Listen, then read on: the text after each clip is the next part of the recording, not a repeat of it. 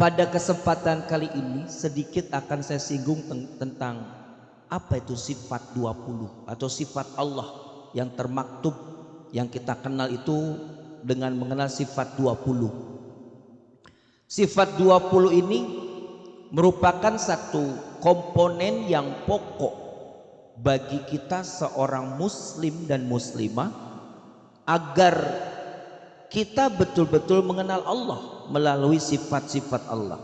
Kalau asma berarti melalui nama-nama Allah yang termaktub dalam Asmaul Husna yang 99 itu. Kita mengenal Allah melalui sifat 20. Namun mengenal sifat 20 juga tidak cukup hanya mengenal, harus ada yang namanya keyakinan. Semua kembali kepada keyakinan. Sejauh mana kita itu memiliki keyakinan yang kuat, maka itulah yang akan disebut sebuah iman. Sifat 20 meyakininya satu, dengan cara dalil naqli. Dalil naqli itu adalah dalil yang bersumber dari Al-Quran dan hadis. Tuh, Bu. Banyak di Al-Quran ayat-ayatnya yang membahas tentang sifat 20 Allah. Kita mungkin ketika baca Quran ada kalimat Sami'um basir, itu salah satunya. Azabun alim, ada banyak ya, banyak sekali. Kemudian cara kedua kita mengenal Allah di samping dalil naqli, ada yang namanya dalil akli. Dalil akal. Allah subhanahu wa ta'ala menciptakan kita dengan perangkat yang lengkap. Salah satunya Allah berikan penglihatan kepada kita, dengan Allah berikan pendengaran kepada kita, dan Allah berikan kepada kita sebuah akal. Dan komponen inilah yang membedakan kita dengan makhluk-makhluk Allah yang lainnya.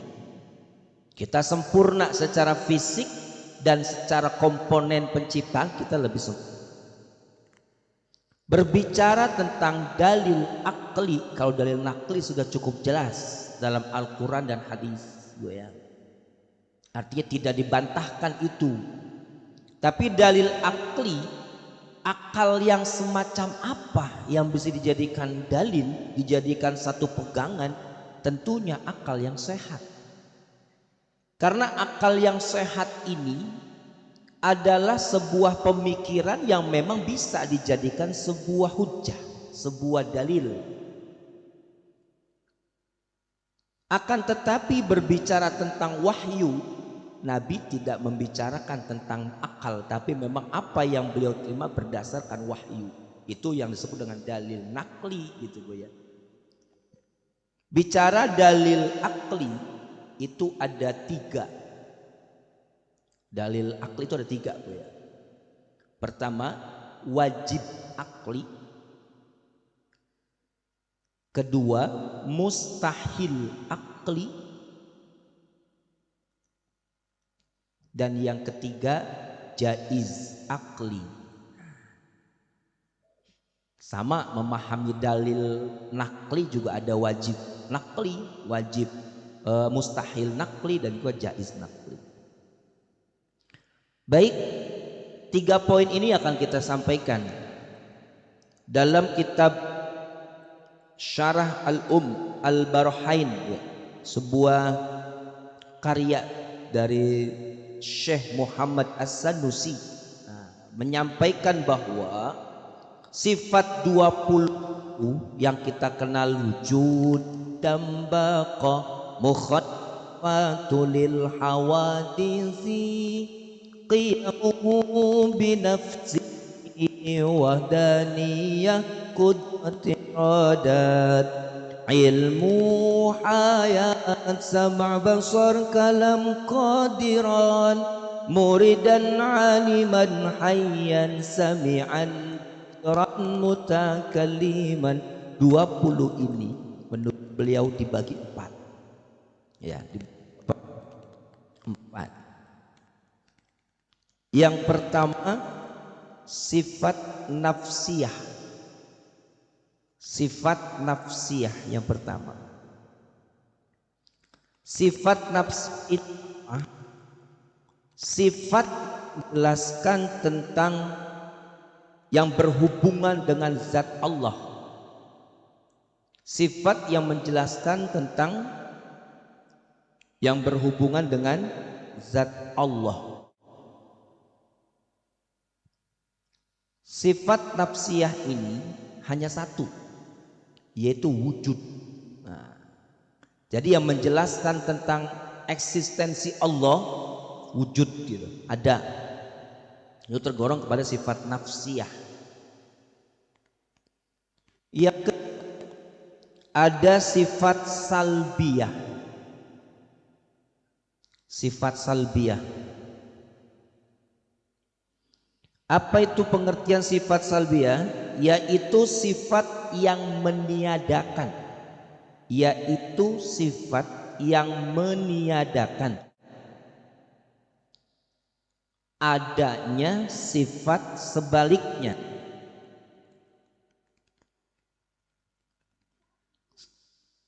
Yang meniadakan adanya sifat sebaliknya. Sudah? Yakni sifat-sifat yang tidak sesuai. Yakni sifat-sifat yang tidak sesuai. Atau sifat yang tidak layak.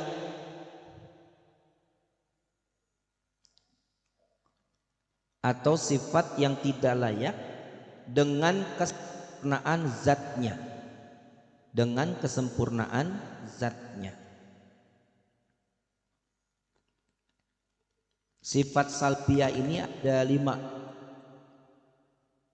Tadi sifat nafsiyah 1 Bu ya. Sifat salbiyah ini ada 5. Qidam. Satu qidam. Kemudian baqa. Terus mukhalafatul lil hawadis. Mukhalafatul lil hawadisi. Mukhalafatul lil hawadisi. Selanjutnya yang ke-4 qiyamuhu binafsihi. Qiyamuhu binafsihi. Dan yang terakhir wahdaniyah. Wahdaniyah. Ini termasuk sifat salbiyah. Artinya sifat ini berlawanan. Qidam. Qidam itu artinya terdahulu. Terdahulu dalam pengertian tidak ada awal. Tapi makhluk gitu, berlawanannya kembali kepada makhluk gitu ya. Bahwa makhluk itu ada awal. Tadinya tidak ada menjadi ada dan akhirnya tiada. Tapi kalau Allah dia terdahulu, artinya tidak ada awal. Kemudian baqo, kekal, nggak akan binasa. Tapi kebalikan dari sifat makhluknya adalah binasa. Ini sifat salbiyah. Terus mukhalafatul lil hawadis. Apa artinya mukhalafatul lil hawadis? Gimana? Mukhalafatu lil hawadis. Allah itu berbeda. Berbeda daripada makhluknya. Jadi jangan pernah kita berpikir, oh Allah punya tangan. Allah penglihatannya besar berarti Allah punya mata. Jangan. Karena Allah itu mukhalafatul lil hawadis. Berbeda dengan ciptaannya. Kalau Allah sama dengan ciptaannya mustahil gitu. Jadi ini kita menggali tentang pokok potensi iman Bu. Jangan sampai nanti kita memahami tentang Allah itu salah. Terus qiyamuhu binafsihi, berdiri dengan sendirinya. Allah itu nggak perlu kita, nggak perlu makhluk. Andaikan saja makhluk di dunia ini tidak ada yang mengakui Allah sebagai Tuhan, memang Allah mah Tuhan gitu. Andai kata di dunia ini nggak ada yang mau ibadah, Allah nggak rugi. Karena Allah itu qiyamu binafsi, berdiri dengan sendirinya, nggak butuh dengan yang lain gitu maksudnya ya. Nah kalau kita cenderung punya sifat sebaliknya. Dan yang kelimanya adalah wahdaniyah, esa.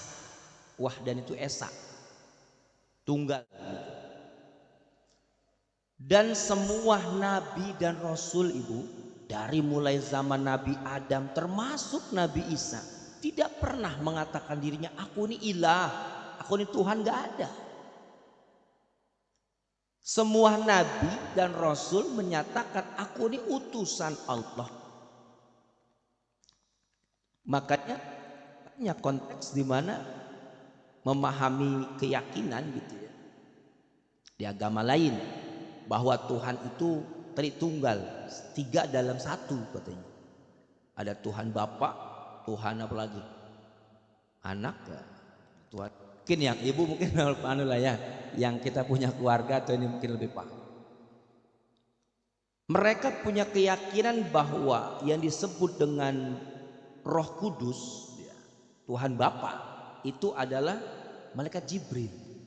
Karena memang ketika Siti Maryam di dalam asuhan pamannya Nabi Zakaria, pertumbuhan Siti Maryam itu nggak lazim, baik fisik,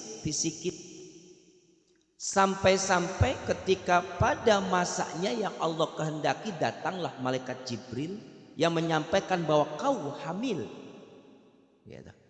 Dan disinilah persepsi orang-orang salah bahwa yang datang itu adalah Roh Kudus itu sebagai Bapa dan Maryam itu sebagai Bunda gitu, Bunda Maria. Dan Nabi Isa disebut dengan tadi Yesus. Dan Nabi Isa pun ketika lahir di dunia, Allah sudah memberikan mukjizat. Saat bayi Nabi Isa sudah fasih berkata-kata dan menjelaskan siapa dia. Dan dalam sejarah Al-Quran mengatakan tidak ada satu perkataan dari Nabi Isa aku adalah anak Tuhan, tidak gitu ya. Terus bagaimana proses terjadinya Nabi Isa dalam kandungan Siti Maryam yang tidak punya ayah? Gak usah bingung. Nabi Isa masih punya ibu, ada tempat di mana tersimpan janin. Nabi Adam, Nabi Hawa itu gak punya bapak, gak punya ibu. Tapi Allah jadikan, bagi Allah itu nggak ada yang sulit ibu. Tapi itu hanya proses di zaman Siti Maryam. Kalau zaman sekarang ada orang yang mengaku hamil nggak ada suaminya, terus saya ini adalah titipan dari Tuhan, masya Allah, auzubillah. Tidak sembarang menjadi sosok Siti Maryam. Ya, makanya kalau kita acara ibu tuh 4 bulanan bu ya, atau 7 bulanan suka baca surah Maryam, itu adalah satu harapan agar anaknya memiliki gitu ya, atau ketaatan sebagaimana Siti Maryam. Itu sifat yang kedua adalah sifat salbiyah. Yang ketiga sifat ma'ani. Kita belajar dalam rangka mengenal sifat Allah biar kita tambah dekat, tambah cinta sama Allah. Sifat ma'ani, apa itu ma'ani? Sifat abstrak. Sifat-sifat abstrak yang wajib ada pada Allah. Sifat-sifat abstrak yang wajib pada Allah. Yang termasuk sifat ma'ani ini ada 7 bu. Pertama kudrat, kemudian iradat, kemudian ilmu, kemudian hayat, kemudian sama,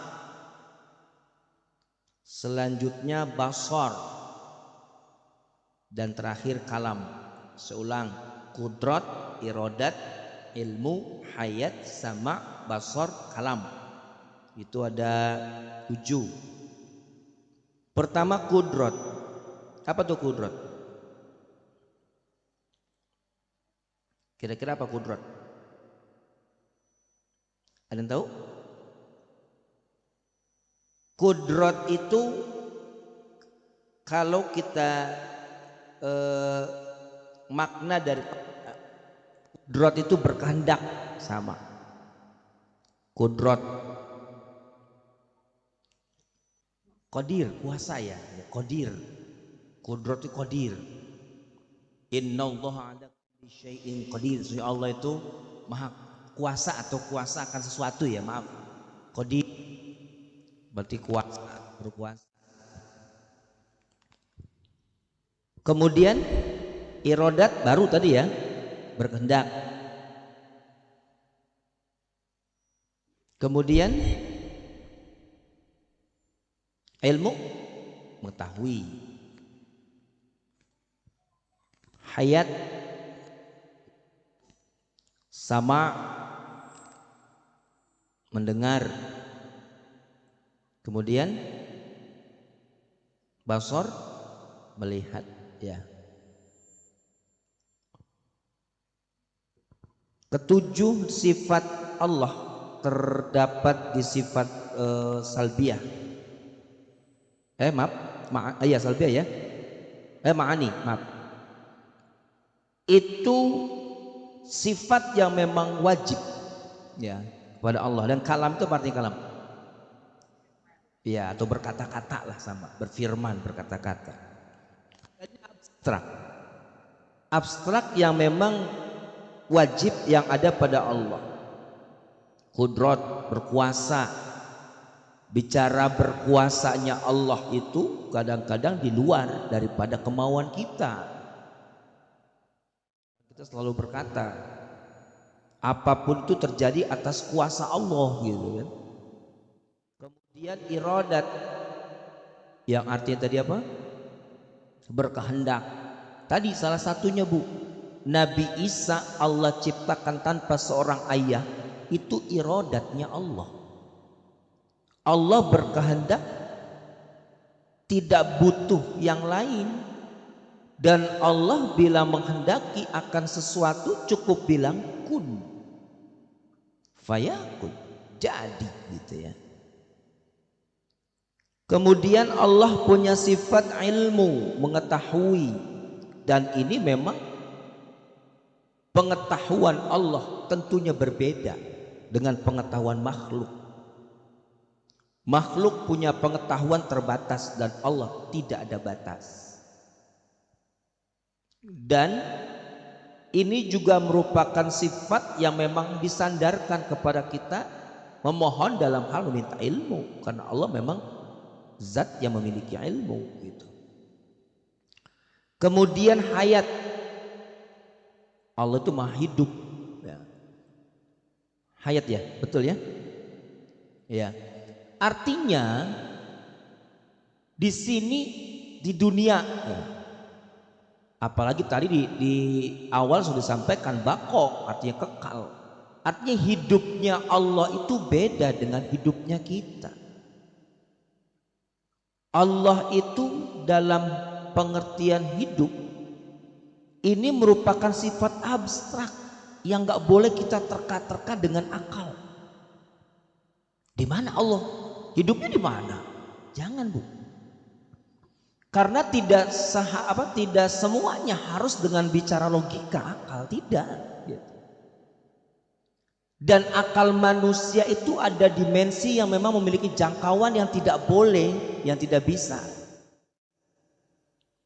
Jangan lagi kita Bu, malaikat Jibril bisa dikatakanlah makhluk Allah yang begitu taat ya. Ketika satu perjalanan dengan Nabi Muhammad SAW,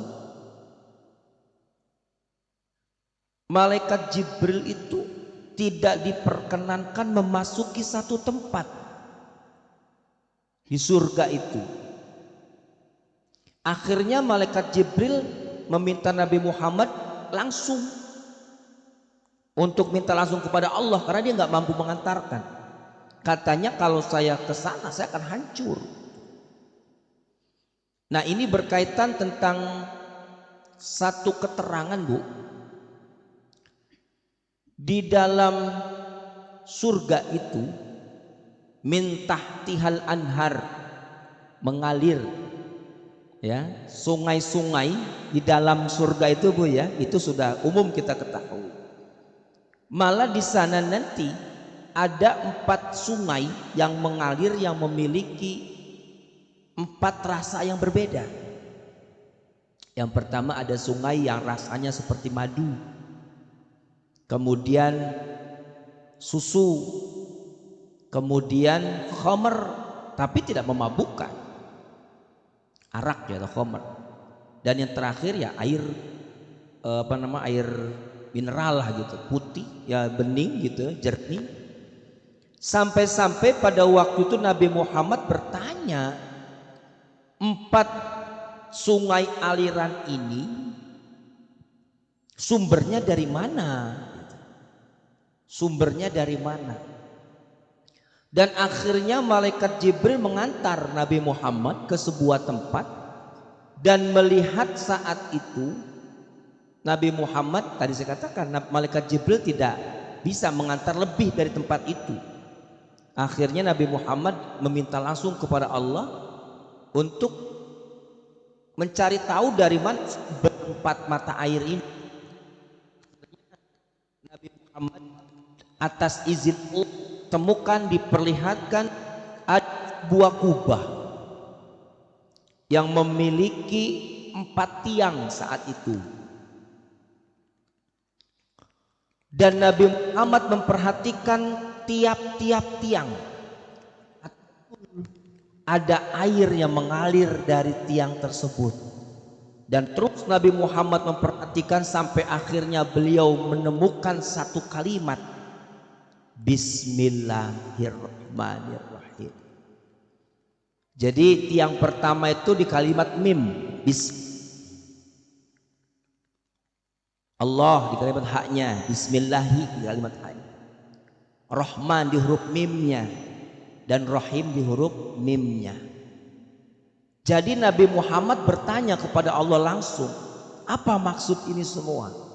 Di antara umatmu yang setiap melakukan kebaikan membaca kalimat tersebut akan diberikan minum dari 4 mata air ini. Masya Allah, makanya awali apapun bismillah. Ya, karena dengan bismillah itu banyak disinyalir memiliki banyak manfaat. Dan lebih penting lagi ketika kita membaca nama Allah dan beraktivitas, iblis laknatullah tidak akan serta gitu. Ini biasakan. Kemudian Allah punya sifat sama tadi, maha apa? Sama, mendengar. Pendengaran Allah jauh disamakan, jangan pernah disamakan dengan pendengaran kita sebagai manusia atau makhluk.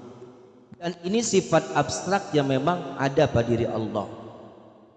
Basar, maha melihat. Kemudian kalam. Yang terakhir, 4 bagian daripada ini adalah sifat ma'nawiyah.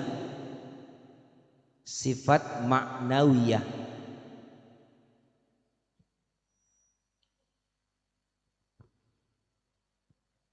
Sifat ma'nawiyah ini adalah kelaziman dari sifat ma'ani, keumuman dari sifat ma'ani yang di atas tadi.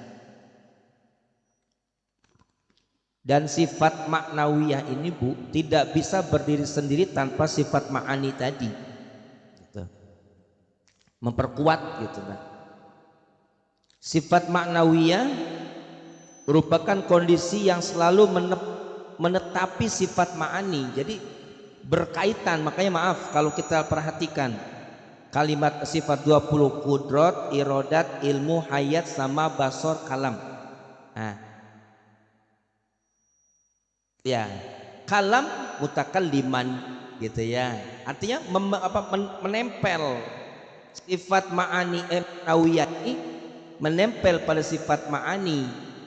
Kita mulai dari misalkan dengan ilmu hayat sama basar kalam qadiran muridan aliman hay atau ilmu hayat sama basar kalam qadiran kudrat qadiran gitu. Artinya sifat ini ditambah dengan kalimat kaunuhu aliman. Kata tadi kan sifat yang tadi di ma'ani kan ilmu, ya ilmu. Maka di ma'nawiyahnya ada kaunuhu aliman gitu. Sama, berarti kudrat tadi kaunuhu qadiron, kaunuhu muridan, kaunuhu aliman, kaunuhu hayyan, kaunuhu sam'an, kaunuhu basiron, kaunuhu mutakalliman gitu Bu.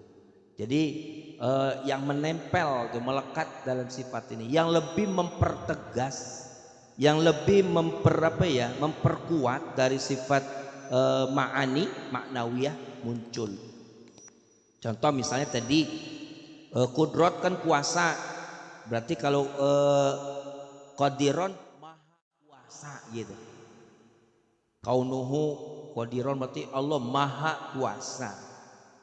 Jadi ada kalimat maha di sini, ya hanya zat Allah yang punya.